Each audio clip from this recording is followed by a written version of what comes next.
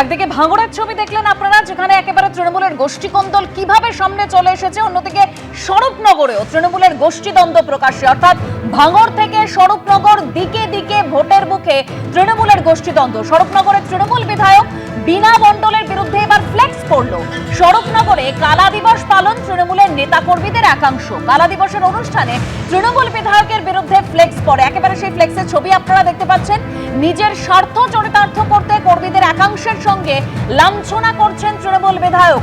দলীয় বিধায়কের বিরুদ্ধে অভিযোগ এলাকারই তৃণমূল কর্মীদের একাংশের। তবে যারা ফ্লেক্স দিয়েছেন তারা তৃণমূলের কেউ নয়, এই দাবি করেছেন তৃণমূল ব্লক সভাপতি।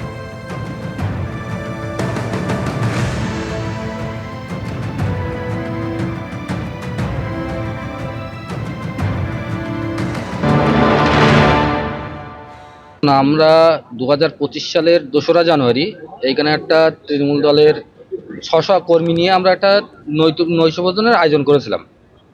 যথারীতি সেই আয়োজনের পরে কোনো একটা ছোটোখাটো বিষয় নিয়ে এমএলএ ম্যাডাম পরের দিন সকালবেলা 3 তারিখ থানায় বসে সেই যেখানে যতগুলো তৃণমূল কর্মী ছিল তাদের নামে পক্স করে দিল, তার 9 জনের নামে, তার ভিতরে আমি একজন আসামি।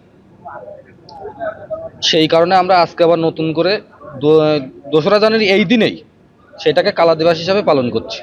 এই ফ্লেক্স দিয়ে বিধায়কের বিরুদ্ধে এই ফ্লেক্সটা আমরা দিয়েছি এই পর্যন্ত 23 সাল থেকে আজকে 2রা জানুয়ারি এই পর্যন্ত 217 জনের নামে উনি মামলা করেছেন।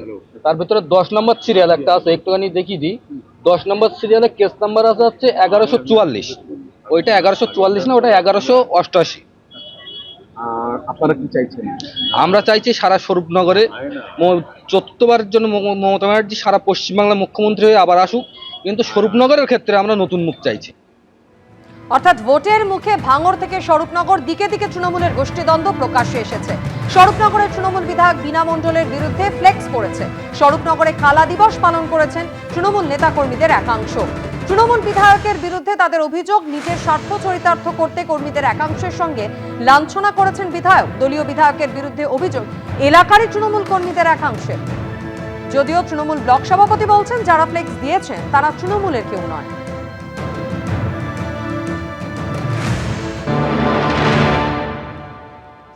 কালা দিবস হিসেবে আমরা এটা পালন করছি। 2025 সালের এই দিনে নিরীহ 9টা দলের সম্পদ, যারা তৃণমূলের কর্মী, যারা তৃণমূলের জন্য জীবন লড়িয়ে দেয়, আগামী দিনেও দেবে, তাদের বিরুদ্ধে এখানকার যে বিধায়ক মিথ্যা একটা কেস দিয়েছিল, সেইটা নৈশভোজের মধ্য দিয়ে আমরা রাজ্য জেলা নেতৃত্বকে সবাইকে জানাতে চাই। প্রায় 2,217 জন মতো মানুষের নামে কেস দিয়েছে। আগামী দিনে আমরা চাই স্বরূপনগরে নতুন কোনো মুখ আসুক। স্বরূপনগরের মানুষ অস্বস্তিতে পড়ছে। উনি নিজের উন্নয়ন ছাড়া, নিজের স্বার্থ সিদ্ধি ছাড়া আজ পর্যন্ত স্বরূপনগরের মানুষের জন্য কিছু করতে পারেননি। আমরা বিভিন্ন জায়গায় দেখেছি উনি এমএলএ ল্যাডসের যে টাকাগুলো পান, সেই ফান্ডের টাকায় বাস্তবে সেই কাজগুলো দেখা যায় না। এছাড়া ক্লাব বিভিন্ন বিষয়ে আমরা নেতৃত্বকে লিখিতভাবে দিয়েছি। আপনাদের চ্যানেলের মাধ্যমে অনেকবার আমরা বলেছি স্বরূপনগরের মানুষ মুক্তি চায়।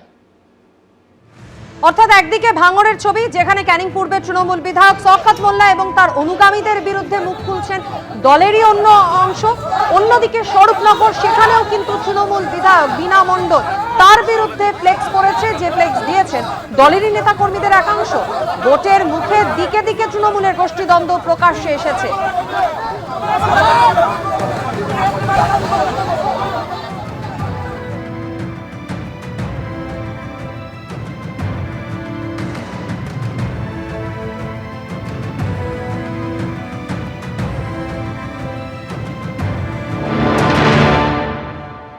না, এরা তৃণমূলের কেউ বলে আমরা মনে করি না। কারণ ওরা এখন বিজেপি, সিপিএম, আইএসএফ, কংগ্রেস এদের সাথে হাত মিলিয়ে এগুলো করছে। এবং যেটা করছে সেটা ওরা যদি তৃণমূল কংগ্রেস করে তাহলে এটা ওপেনলি করতে পারে না। এটা ওরা পার্টির যদি প্রকৃত পার্টির যদি ভালো চায়, দলের ভালো চাইলে এটা করতে পারে না। তাহলে আমরাও এরকম অনেক কিছু আমাদের কাছে রেফারেন্স আছে, আমরাও করতে পারি, কিন্তু আমরা দলের ভিতরটা দলের ভিতরেই রাখতে চাই। ওরা ওটা প্রকাশ্যে আনা ওদের একটা স্বভাব। সে কারণে ওটা প্রকাশ্যে আনছে। নিজের স্বার্থ চরিতার্থ করতে গিয়ে তৃণমূল বিধায়ক তিনি দলেরই নেতা কর্মীদের সঙ্গে লাঞ্ছনা করছেন, বিস্ফোরক অভিযোগ করেছেন তৃণমূলেরই নেতা কর্মীদের একাংশ। আর এই গোটা ঘটনা নিয়ে বিজেপির প্রতিক্রিয়া রাখবো আপনাদের সামনে। এখন গোষ্ঠী দ্বন্দ্বের জেরে তৃণমূলরা নতুন মুখ চাইছে, কিন্তু সারা পশ্চিমবঙ্গের মানুষ আর তৃণমূলকেই চাইছে না। স্বরূপনগরের মানুষ এই দুই বিধায়কের অনুগামীদের দ্বন্দ্বে তিতি বিরক্ত। সাধারণ মানুষের নামে এক পক্ষ কেস দিচ্ছে, আবার সেই কেসের বর্ষপূর্তিতে বনভোজন হচ্ছে, ফ্লেক্স লিখছে যে বিধায়কের বিরুদ্ধে তারা নতুন মুখ চাইছে, বিধায়ক ছি। মানুষ এই সমস্ত বিষয়ে আর গুরুত্ব দিতে চাইছে না। মানুষ শুধু অপেক্ষায় আছে, মাত্র 2 মাস পরে নির্বাচন, এই স্বৈরাচারী সরকারের কখন মৃত্যু হবে। এবিপি আনন্দ, এগিয়ে থাকে, এগিয়ে রাখে।